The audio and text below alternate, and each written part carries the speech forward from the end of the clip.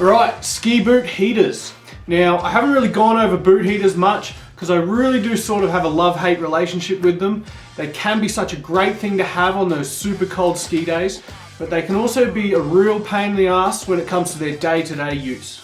Now, this is especially the case because I think too often they're used or installed too early without addressing the real problem, which is causing the person's cold feet. Now, along with getting the proper fit of your ski boot sorted out, I really think a lot of people can get great results by having the right boot, liner, sock and footbed combination. Now, with that being said, when the mercury starts to drop to like -20, there really isn't many people out there having much fun. Feet do freeze, toes go numb. So this is the conditions where boot heaters can be an absolute godsend. So I want to go through some pros and cons of if you're looking to get yourself some ski boot heaters, and then I'm going to go through the process of how to install them. Pros. So obviously in those freezing conditions, getting some heat generation inside your boots is going to help you keep your feeling in your feet for longer. And with all the latest batteries that are being incorporated into these heaters, you're getting lithium-ion batteries, so they are going to be more reliable. They last all day and you're going to get variable heat settings. Now, the concept is great, they do work as intended, and if you're someone that just always has cold, numb feet, you may really love the addition of boot heaters. Hey! And then we can start looking into the negatives, and that's where this list might become a little bit longer. But the first thing we can look at is cost. Now, it will take a bit of investment for you to get boot heaters installed in your boots. Depending on which option you go with, you're going to be starting around that $200 mark, sort of averaging about that $300. Look, they're not so bad as far as installation goes. It's quite straightforward and simple. You have to do a little bit of cutting and taping to get them in the right position. Now, where I find after that setup has been done, where it gets a little bit annoying, is when you want to take your liners out of a night time and get them dry. It makes it a bit hard, especially if you have that cable taped into the perfect place, to then get your insoles out of the liners and get everything dried properly. Not very user-friendly is all I'm trying to say there. Then there's even things as simple as having to remember to charge the batteries of a night time.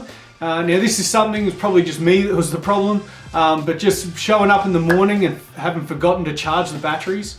Now, after a ski day, I'm usually just looking to celebrate, relax, drink a beer, but you have to remember to charge them, otherwise you're going to have cold feet the next day. And the heat that is produced is very localized. Now, when the heating element is installed, it sits in underneath the toes and the metatarsal bones. So it's the only place that's going to be generating heat is underneath. And the cables are an absolute nightmare. Now, a lot of people, when they bring in their boots with their heaters attached, the cables are all completely twisted up. They're really susceptible to break. Also, where your batteries are installed, it'll usually be on a clip on the back of the boot or attached to the power strap. They're just really vulnerable as well. Chairlifts come around, snap them all the time. They're susceptible to break in a crash. That is a real disadvantage to having this type of system. Now, if you are looking at heaters, there really are three main brands that produce them, and that is going to be Hotronic, Thermic, or Sedas. Now, if I was to pick a favorite, I'm really leaning towards the Sedas version of heaters, and the reason being is they do have quite a nice small battery setup, and they do have a flexible heating element. So there it is. You can see once I've peeled back this top sheet material that you cover it up with, that you get a flexible, thin heating element, which is just less invasive than the other two versions that you can find on the market. But here I have a Thermic boot heater setup. We have the battery pack here, we have the heating elements. So I'm just going to run through the process of installing so you can see how it's done.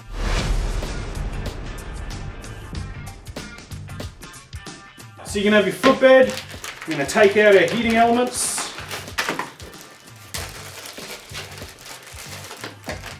Now, what we have to do with this, you can see there is some adhesive on the bottom where it's going to stick onto the top of the footbed, but we've got to get this cable through the bottom. So we need to install it, and to get that big plug through there, we actually have to make a channel or a cut to get that through to the base side of the footbed.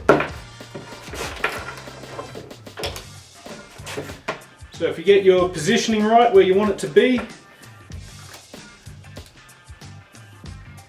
then we're going to mark either side of the cable.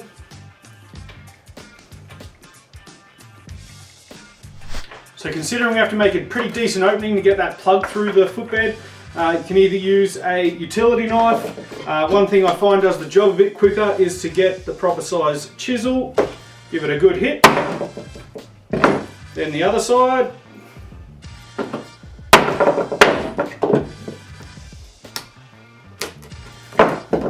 So once you have that channel removed, you can see I've made quite a significant hole. It's probably a little bit bigger than I usually do, but it's not too much of a problem. It's going to allow this cable and plug to get through there quite easy.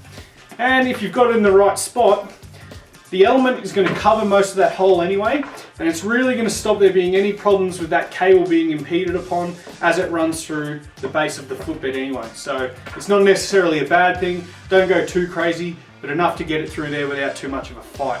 Okay, next for the setup, we have to get this cable through the back of the liner. So we're going to remove the liner out of the boot.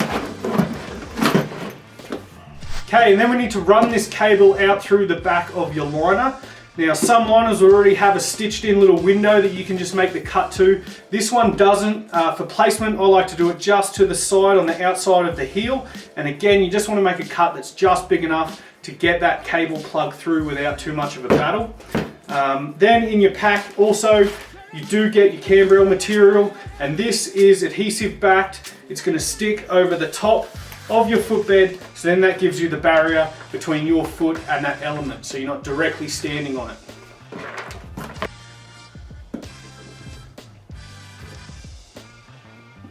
Okay, and then we can feed the cable through your hole.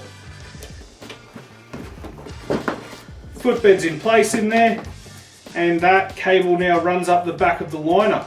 So you can fix that there, maybe even with some duct tape, but some of the kits do give you a little bit extra adhesive material, which you can then stick that into place with. So then you have your liner back in your boot, and the cable is running up out the back. The last thing we need to do is just attach the battery onto the boot. Now with this thermic one, it's quite a square battery, but it has a fairly good clip. Now you can get extra attachment clips that you can bolt on or screw onto the back of the boot.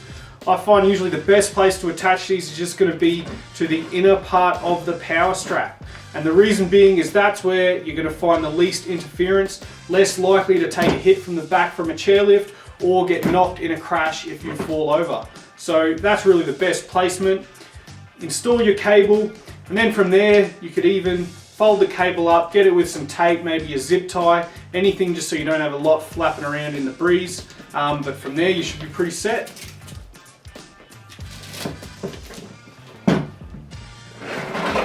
Alright, so I hope that's given you a pretty good rundown on boot heaters. Now I know there's quite a simple overview, we're not going too far in depth, but there's really not much more to it. If there are a few other ways that you can get heat in your boots if you're looking to go down this path, namely there is starting to proliferate heated socks.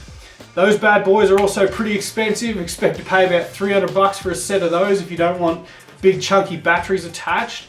Or the other way is now I think that's starting to build, and what I see on the horizon as having really good potential, and that is heated liners. So that's where we're going to start seeing, hopefully in the future, getting heat surrounding the whole foot built into the liner. And that's still going to allow you to have a good quality footbed. You're not getting cables, you're not getting a bunch of mess and all this rigmarole. So we'll see how that develops and progresses into the future. Maybe it'll turn into something really positive, maybe it won't come about at all. But anyway, when we're looking at the fact of getting heat into your boots, the first thing I want you to focus on is fit. Get the right liner, sock, footbed combination, and then do your daily management, and that is going to be the most important thing. Boot heaters then become a really good tool to give you that little bit extra when needed. As always, thanks for watching, stay rad, be a patriot, signing out.